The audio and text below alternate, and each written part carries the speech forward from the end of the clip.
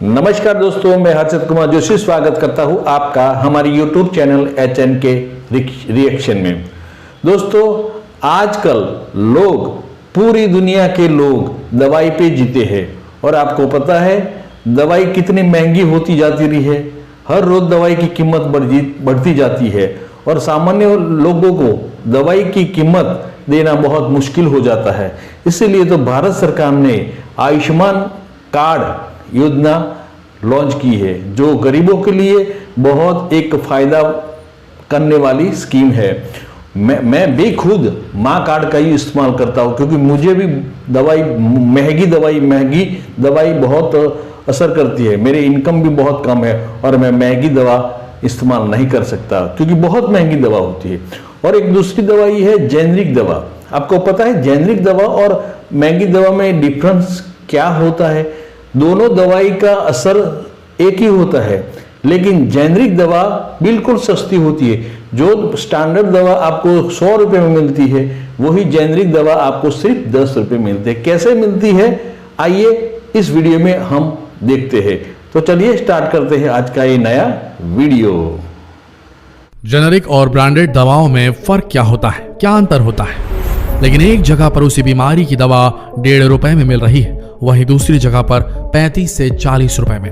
और इन दवाओं को लेकर सबसे बड़ी बात यह है कि दोनों ही दवाएं उसी बीमारी के इलाज के लिए बनी है, जिनकी कीमत कहीं पर 1.5 रुपए है तो कहीं पर 40 रुपए। लेकिन आखिर इतना अंतर क्यों? क्या सस्ती दवा बीमारी का इलाज नहीं कर सकती? अगर आप भी ऐसा सोचते हैं तो इस गलतफहमी को अपने दिमाग से निकाल दीजिए, क्योंकि दोनों ही दवाएं बीमारी का इलाज करने के लिए बनी हैं, लेकिन कीमतों में बहुत फर्क है। असल में हम जिस दवा की बात कर रहे हैं उसे जेनरिक मेडिसिन कहते हैं और महंगी दवाओं को ब्रांडेड मेडिसिन कहते हैं। लेकिन वहीं आज के समय आप देखेंगे तो आपको कोई भी डॉक्टर जेनरिक मेडिसिन प्रिस्क्राइब नहीं करेगा। इतना ही नहीं, मेडिकल स्टोर वाला भी आपको जेनरिक मेडिसिन नहीं देगा, क्योंकि यहाँ भी गुलाबी नोटों का खेल चलता है। जिसमें ज्यादा मुनाफा होता है, डॉक्टर वही दवाई प्रिस्क्राइब करते हैं। उसी तरह मेडिकल स्टोर वाला भी उन्हीं दवाओं को बेचता है जिसमें उसे ज्यादा प्रॉफिट दिखता है। जबकि देखा जाए तो इन सस्ती दवाओं के जरिए कई लोगों की जानें बचाई जा सकती है, लेकिन उसके बाद भी ये दवाइयां इतनी आसानी से नहीं मिलती। आखिर क्या है इसका राज? क्यों इन दोनों में इतना अंतर है? आइए इस वीडियो में आपको यही बताते हैं। देखा जाए तो जेनरिक मेडिसिन और ब्रांडेड दवाइयों के इंग्रेडिएंट्स में कोई अंतर नहीं होता। असल में सभी दवाएं एक तरह के केमिकल सॉल्ट से बनी होती है। इन दवाओं को बनाने के लिए तरह तरह की रिसर्च की जाती है और उसके बाद ही इन्हें अलग अलग बीमारियों के लिए बनाया जाता है। जेनरिक दवा जिस सॉल्ट से बनी होती है उसी के नाम से जानी जाती है और उसी नाम से बिकती है। जैसे दर्द और बुखार में काम आने वाली पैरासिटामोल सॉल्ट को कोई कंपनी इसी नाम से बेचे तो उसे जेनरिक दवा कहेंगे। वहीं जब इसे किसी ब्रांड जैसे कि क्रोसिन के नाम से बेचा जाता है तो ये उस कंपनी की ब्रांडेड दवा कहलाती है। लेकिन इसमें सबसे बड़ा अंतर यह है कि सर्दी, खांसी, बुखार और बदन दर्द जैसी रोजमर्रा की दिक्कतों के लिए जो दवा महज 10 पैसे से लेकर 1.5 रुपए प्रति टैबलेट में मिलती है, वहीं जब कोई ब्रांडेड कंपनी इसे अपने नाम से बेचती है तो इस दवा की कीमत 35 रुपए से 40 रुपए तक पहुंच जाती है।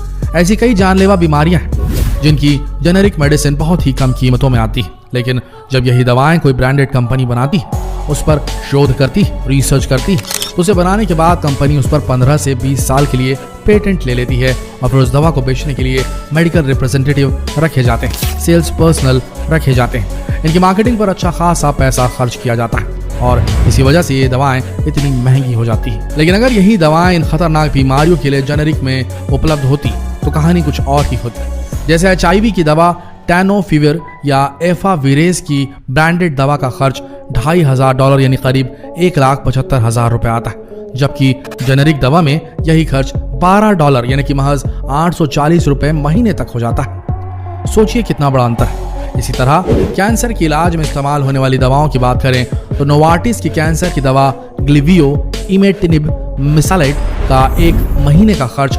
$2,158 यानी कि करीब $1.5 लाख रुपए से ऊपर पड़ता है, जबकि जेनरिक रूप में इसी दवा का खर्च $174 प्रति माह यानी कि महज 12,180 रुपए पड़ता है। सोच कर देखिए इन दोनों दवाओं के बीच इतना बड़ा कैसे अंतर। ऐसे ही बेयर की कैंसर ड्रग सोराफेनिब टोसाइलेट, जिसे वो नेक्सवार के नाम से बेचती है, उसका 1 महीने का खर्च $5030 है, जबकि जेनेरिक दवा लेने पर यही खर्च महज $122 प्रति माह रह जाता है। कुल मिलाकर देखा जाए तो जेनेरिक दवा ब्रांडेड दवाओं से कई गुना सस्ती होती है, लेकिन इनका सस्ता होने का एक और बहुत बड़ा कारण यह है कि जेनेरिक दवाओं की कीमत को सरकार तय करती है। वहीं ब्रांडेड दवा बनाने के लिए कंपनियां इस पर रिसर्च करती हैं, पेटेंट लेती है और विज्ञापनों पर भारी भरकम खर्च करती हैं, और इसी प्रचार प्रसार की वजह से ब्रांडेड कंपनियों की दवाइयां इतनी महंगी होती हैं। लेकिन अगर हर जगह पर जेनेरिक दवा आसानी से मिलने लगे तो ये उन लोगों के लिए संजीवनी का काम करेगी जिन लोगों की मौत महंगी दवाओं की वजह से हो जाती है। क्योंकि भारत में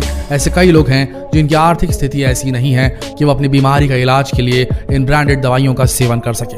और अगर आप भी जेनेरिक दवाओं को हासिल करना चाहते हैं तो आपको बता दें कि bureau of pharma PSUs of India BPPI पर प्रधानमंत्री जन औषधि योजना PMBJP को लागू करने की जिम्मेदारी है। इसमें दवाओं को कम कीमत पर मुहैया कराया जाता है। इससे जुड़े जन औषधि केंद्र पर ज्यादातर जेनेरिक दवाइयां ही बेची जाती हैं। देश भर में करीब 5395 जन औषधि केंद्र हैं, जहां कैंसर सहित कई बीमारियों की करीब 900 दवाइयां मिलती हैं। इसके अलावा डॉक्टर हमेशा ब्रांडेड दवाइयां ही लिखते हैं, क्योंकि जेनेरिक दवाइयां लिखने से उनका कोई फायदा नहीं है। अक्सर दवाई कंपनी और डॉक्टर के बीच इलाज को लेकर एक बहुत बड़ा कनेक्शन होता है। दवाई कंपनी के MR डॉक्टरों को उनकी कंपनी की दवाई लिखने के लिए कहते हैं और इसके बदले उन्हें अच्छा खासा कमीशन दिया जाता है। लेकिन अगर वो वहीं जेनेरिक दवा लिखने लगे तो इसके लिए उन्हें कुछ भी नहीं मिलेगा। यही वजह है कि डॉक्टर जेनेरिक दवाई लिखने से परहेज करते हैं। लेकिन अब हमारे भारत की सरकार ने इस पर ध्यान देना शुरू कर दिया है और अब सरकार मरीजों को सस्ती दवाइयां उपलब्ध करवाने के लिए कानून में संशोधन की तैयारियां कर रही है। इसके बाद डॉक्टर्स को मरीजों के लिए सिर्फ जेनेरिक दवा लिखनी होगी, ना कि किसी विशेष ब्रांड या कंपनी की। लेकिन इसके बाद भी कोई गारंटी नहीं कि मरीजों को सस्ती दवा मिलेगी, क्योंकि इस संशोधन के खिलाफ डॉक्टर है। ज्यादातर डॉक्टर सरकार की इस योजना का विरोध कर रहे हैं, क्योंकि उन्हें लगता है कि ऐसे किसी कानून के लागू होने के बाद दवा से जुड़ी सभी पावर्स केमिस्ट के हाथों में चली जाएंगी। डॉक्टरों का मानना है कि जेनेरिक दवा लिखने के बाद केमिस्ट तय करेगा कि मरीज को कौन सी दवा देनी है। ऐसी स्थिति में वो दवा की गुणवत्ता की परवाह किए बिना वही दवा देगा जिसकी बिक्री से उसे आर्थिक मार्जिन या मुनाफा हासिल होगा। फार्मा सेक्टर से जुड़े सूत्र बताते हैं कि इसमें डॉक्टर्स को तो कोई नुकसान नहीं होगा, क्योंकि उनके पास तो मरीज आते रहेंगे, लेकिन जनता को अच्छी गुणवत्ता की जेनेरिक दवा मिलेगी इसकी कोई गारंटी नहीं होगी। इसके बाद दवा कंपनियां सीधे स्टॉकिस्ट या केमिस्ट से संपर्क करेंगी और उसे अपनी दवा बेचने के लिए कई तरह के लालच दे सकती है, जिसका नुकसान आखिरकार आम जनता को उठाना पड़ेगा। ऐसे में सरकार को इस पर सोच विचार करने की जरूरत है। लेकिन वहीं जेनेरिक मेडिसिन को लेकर एक दूसरा पहलू भी है। अगर ऐसे किसी कानून पर संशोधन होता है और जेनेरिक दवाइयों को मैंडेटरी यानी कि अनिवार्य कर दिया जाता है तो इससे लाखों नौकरियों पर खतरा बन जाता है, क्योंकि एक दवा को कई कंपनियां बनाती हैं, उनके प्रचार प्रसार या उन्हें प्रमोट करने के लिए भारी भरकम स्टाफ रखती हैं। इनमें सबसे ज्यादा मेडिकल रिप्रेजेंटेटिव MR होते हैं, जो डॉक्टर्स के पास विजिट कर उन्हें अपनी कंपनी की दवा लिखने को कहते हैं। कई डॉक्टर्स को इसके लिए बाकायदा कमीशन या महंगे महंगे गिफ्ट तक दिए जाते हैं। ऐसे में डॉक्टर्स जब सिर्फ जेनेरिक दवा लिखेंगे तो ये सब करने की जरूरत नहीं पड़ेगी। इसका दूसरा असर यह होगा कि ब्रांडिंग खत्म हो जाएगी, तो दवा कंपनियों को प्रचार प्रसार के लिए स्टाफ भी कम करना पड़ेगा। कई लाख मेडिकल रिप्रेजेंटेटिव्स की नौकरियां खतरे में आ जाएंगी। फार्मा और मेडिकल सेक्टर से जुड़ी डॉक प्लेक्सेस के मुताबिक बड़ी कंपनियों में से प्रत्येक अपने उत्पादों के प्रचार प्रसार के लिए 5000 से ज्यादा फील्ड स्टाफ रखती है। इसके अलावा फार्मा कंपनियां कुल बजट का 20% फील्ड स्टाफ की भर्ती और खर्च का 60% फील्ड स्टाफ और उनसे जुड़ी गतिविधियों पर खर्च करती है। लेकिन इस कानून में संशोधन होने के बाद इन सारी नौकरियों पर खतरा मंडराने लगेगा। लेकिन देखा जाए तो इससे आम जनता को बहुत फायदा होने वाला है। उन गरीबों का इलाज बहुत कम खर्च में हो जाएगा जो आज के समय इलाज पर लाखों खर्च कर रहे हैं, क्योंकि अनुमान के मुताबिक किसी भी मरीज के इलाज के दौरान होने वाले खर्च का 70% अकेले दवाओं पर खर्च हो जाता है। सरकार ने लोकसभा में एक सवाल के जवाब में बताया कि इलाज और दवा पर होने वाले खर्च की वजह से देश में हर साल 3 करोड़ से 8 लाख लोग गरीबी रेखा से नीचे चले जाते हैं। वहीं सबसे बड़ी बात यह है कि आज के समय हमारे भारत में जेनेरिक मेडिसिन की कोई कमी नहीं। देश में सालाना करीब 1 करोड़ 27 लाख करोड़ की दवाएं बेची जाती हैं। इसमें 75% से ज्यादा हिस्सा जेनेरिक दवाओं का होता है। आपको जानकर हैरानी होगी कि भारत जेनेरिक दवाओं का सबसे बड़ा एक्सपोर्टर है। दुनिया भर की डिमांड की 20% दवाइयां जेनेरिक वाली भारत सप्लाई करता है। अमेरिका में 40% और यूके में 25% दवाइयां भारत सप्लाई करता है। 2018-19 की बात करें तो भारत ने 1920 करोड़ डॉलर की दवाइयां एक्सपोर्ट की थी।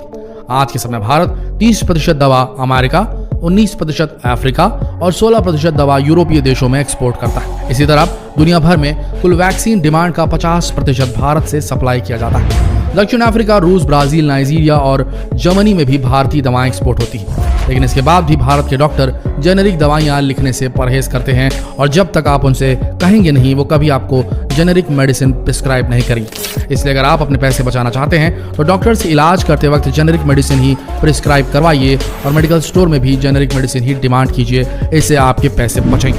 जितना हो सके इस बहुत ही महत्वपूर्ण जानकारी को देश भर में शेयर करें। फेसबुक पर इस वीडियो को शेयर करें, व्हाट्सएप पर इस वीडियो को शेयर करें, यूट्यूब पर इस वीडियो को शेयर करें। दोस्तों पता चल गया, इस वीडियो देखने के बाद आपको पता चल गया होगा कि जेनरिक दवा और ब्रांडेड दवा में डिफरेंट क्या है। पहला डिफरेंट तो एक ये है कि दोनों में कीमत में बहुत डिफरेंट है। जैसे ब्रांडेड दवा 100 रुपये की मिलती है, वहां जेनरिक दवा 10 रुपया या 5 रुपये में मिलेगी, क्योंकि दोनों में बहुत अंतर है। ब्रांडेड दवा में खर्चा बहुत होता है, जैसे कि मार्केटिंग है, स्टाफ का खर्चा है, एडवर्टाइजिंग के खर्चा है। ऐसा खर्चा मिलाकर जो ब्रांडेड दवा है महंगी हो जाती है। जैसे कि वही दवा जेनरिक दवा कंपनी बनाती है तो उसमें कोई खर्चा नहीं होता, क्योंकि कोई स्टाफ का खर्चा नहीं होता, कोई एडवर्टाइज का खर्चा नहीं है, कोई पेटेंट का खर्चा नहीं होता है, इसलिए जेनरिक दवा सस्ती होती है। काम दोनों एक समान ही करती है। जो काम ब्रांडेड करती है वो काम जेनरिक दवा भी करती है, लेकिन कीमत में बहुत ज्यादा फर्क है। तो हमको तो जेनरिक दवा ही लेना चाहिए और डॉक्टर को भी बोलना चाहिए कि हमको जेनरिक दवा लो, क्योंकि दोनों में दवाइयों में कोई फर्क नहीं होता है। सिर्फ जो ब्रांडेड दवा है वो कंपनी का जो संशोधन खर्च है, एडवर्टाइज खर्च है, स्टाफ का खर्च है, एमआर का खर्च है, डॉक्टर का कमीशन है, वो सब लग जाता है। इसलिए ब्रांडेड दवा महंगी हो जाती है और जेनरिक दवा में कोई कमीशन वमीशन किसी को देना नहीं होता है, इसलिए वो कमीशन बिना सस्ती हो जाती है। लेकिन डॉक्टर आपको जेनरिक दवा कभी भी नहीं लिखेंगे, क्योंकि इसमें डॉक्टर को कमीशन भी नहीं मिलेगा। तो हम खुद जाकर जेनरिक दवा डॉक्टर को बोलेंगे भाई हमको जेनरिक दवा लिखाओ, तब हम जेनरिक दवा लिख सकते हैं और हम सस्ती दवा का उपयोग कर सकते हैं। आज की तारीख में भारत में तो बड़ा प्रधान नरेंद्र मोदी ने जन औषधि केंद्र में जेनरिक दवा का उपलब्ध करवाया है। बहुत सारे जन औषधि केंद्र उपलब्ध किया है, इसमें जेनरिक दवा ही मिलती है, सस्ती और बहुत अच्छी। हमको बहुत इसमें नाणाकीय फायदा होता है। तो दोस्तों ये है जेनरिक दवा और ब्रांडेड दवा में तफावत। आपको ये वीडियो कैसा लगा? अच्छा लगा है तो लाइक शेयर और कमेंट जरूर कर देने का। जय हिंद, जय भारत।